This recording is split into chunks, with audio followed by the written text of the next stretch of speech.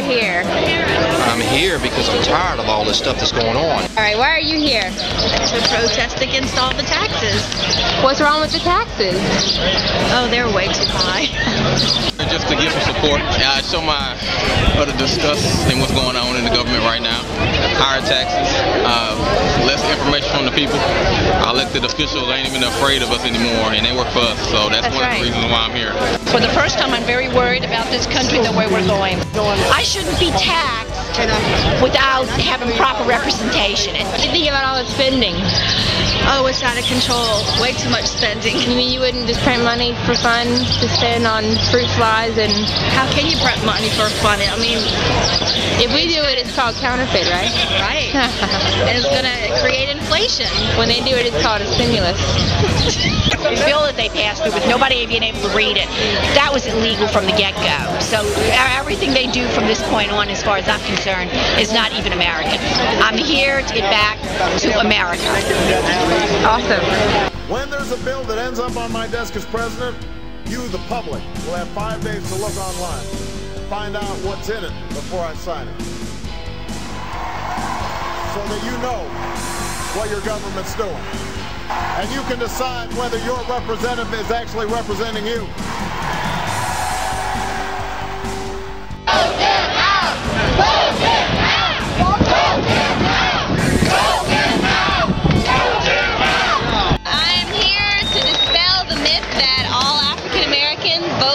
Racial lines, that we are self-thinkers. Frankly, I'm upset at what the Democratic Party has done to the African American family. We are conservative in our roots. The church is important. Family is important, and it's almost a modern-day slavery what the Democratic Party has done to the black family. And under the guise of welfare and other entitlement programs, it's modern-day slavery. Not for it, not a Kool-Aid drinker. Awesome. I'm here basically to stand for the people and ending the Federal Reserve. It's time to end the slavery. Income tax is a fraud. They've been perpetrating this fraud for decades now. It's got to go. It's got to end. And basically, I'm here to voice my opinion. Did anybody ever read past history? Where have we gone from there? Have we gone backwards? Socialism is just one step closer to communism. I've already fled communism once when I was a little girl in Cuba. My parents are from Cuba, and then I married a Venezuelan, and Chavez kicked us out. Do I want this to happen here? No. The growth of the economy and individual prosperity is not going to happen through the destruction of capitalism. You know what I mean? Still holding true to their oath that we will protect and defend the Constitution from all enemies, both foreign and domestic.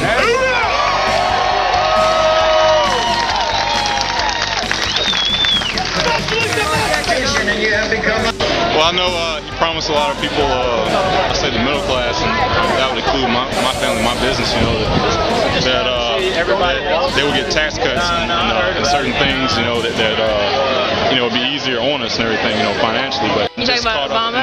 Yeah, okay. Yeah. I think a lot of people got caught into the whole history thing factor, Martin Luther King, that kind of thing. And then if somebody says something, you know, against them or something like that, or you're a racist, you know, it's ridiculous. And I think we all need to move past that and look at ourselves and see, you know, what exactly are we voting for, you know? Accuse me of socialism.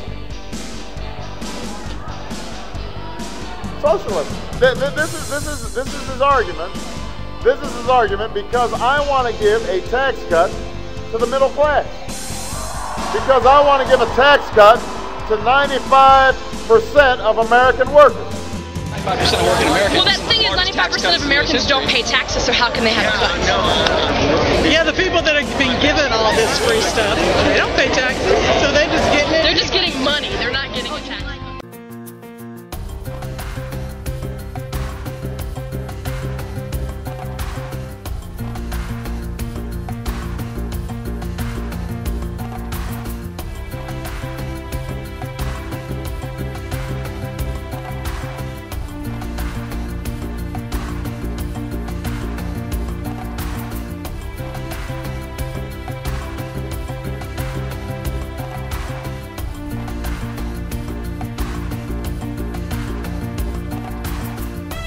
Government cannot control.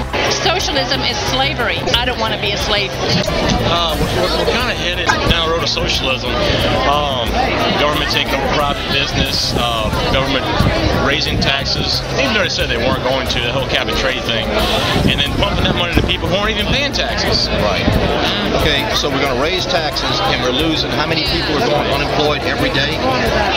Something like 8,500 a day.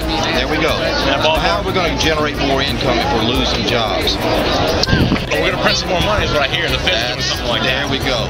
This is billions of dollars. This is how much money do we print and have in the system at any given time. Let me start at 1929. Show me here we go. 1929, here's the stock market crash, all right? Now, if you see, we were on the gold standard, so we couldn't print much more money. We had the stock market crash, but we didn't do all of the stuff that we're doing now, just printing money. Go ahead, step to the next thing. Then we go up to 1941. That's the Great Depression. Still haven't pumped a lot of money into the system because, again, on the gold standard. Then we have World War II, and we'll take this all the way to 1965. You'll see it comes up. We had two wars. We had World War II, and we also had the Korean War. In 1965, we were having the Vietnam War. Well, 1971, Richard Nixon says, why don't we get rid of the gold standard? So that way, we can just print whatever we want. But we promise the rest of the world, oh no, we'll never print too much. Well, we did. And then this is the kind of spending we get. As you see here, the federal bailout's just about to begin. We're in, let me get into my Al Gore machine. Oh, it's a real inconvenient truth now, isn't it, Al? Look at this hockey stick. This is the hockey stick that Al Gore was talking about. Here's where we were in September last year. But then the Treasury decided we need to start printing more money. This hockey stick should take your breath away. This is devaluing our money. You know, Al Gore said, global warming is not a political issue, it's a moral one. Thomas Jefferson said, doing this to our children is immoral. And I agree with him. We have pumped all of this money in and devalued our money. How is it not going to be worthless? This has never, ever been done by anybody ever before. So the presses will be running. Oh, yeah. Should we stop the presses? Well, no, because they're going to take that money, that $1 trillion they're printing up, just brand new money, and they're going to buy money from the government, T-bills from the government. They're going to take it out of this pocket and put it in the other pocket. That's right. That'll work, I swear. Yes. We're not drinking the Kool-Aid. Good, me either.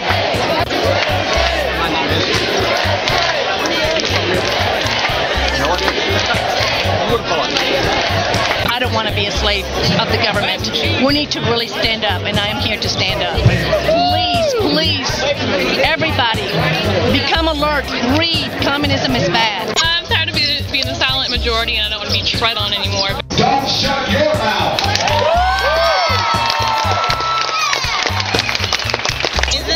I think there's a lot of things that are going on that are corrupt. They're taxing us, and where's it going? I mean, what was it?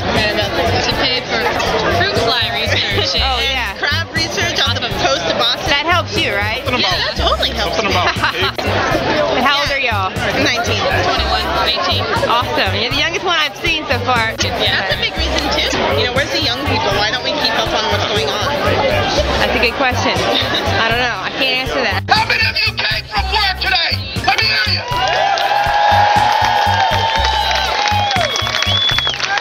He got it all wrong. I didn't work my butt off last year to pay for the people at the top of the food chain. I worked last year to benefit me and my family. I'm here to agree with all the people that are here disagreeing with how the government spends our money. They seem to have an unlimited appetite for our money. And it's making it so that our money isn't worth anything anymore. And I can't afford to buy what I used to be able to buy because they're taking more and more and making it worth less and less, and I'm very upset about that. And that's helping the economy, right? That's not helping my economy. That's what they tell you, though. No, it's not helping the economy. It's helping We're in their a financial mess. Yeah. And I'm saying tighten the belt, go on a diet. Stop eating pork. Stop eating pork.